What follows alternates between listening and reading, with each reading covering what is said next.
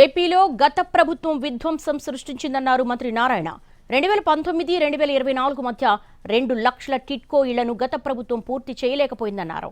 ఈ ఏడాది విజయదశమికి లబ్ధిదారులకు టిడ్కో ఇళ్లు ఇస్తామని తెలిపారు మంత్రి నారాయణ. అక్టోబర్ నుంచి విశాఖ మెట్రో పనులు ప్రారంభించనున్నట్టుగా తెలిపారు. విశాఖలో విఎంఆర్డీఏ అభివృద్ధి సమీక్షా సమావేశం నిర్వహించారు మంత్రి నారాయణ. భోగాపురం ఎయిర్పోర్టు వచ్చే ఏడాది ఏప్రిల్కు పూర్తవుతుందన్నారు నారాయణ.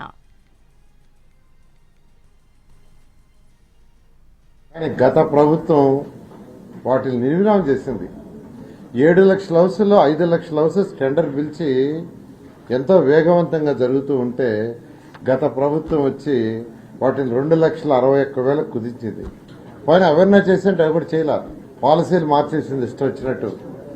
ఈరోజు ఆ 2,61,000 కంప్లీట్ చేయాలంటే 7,000 కోట్లు రావాలి. అంటే ఇష్టం వచ్చినట్టు చేసేసిపోయింది. ఏదేమైనా కొన్ని హౌసెస్ ని రేపు యాక్చువల్గా విజయదశమికి కంప్లీట్ చేసి ఇవ్వాలని నిర్ణయించారు.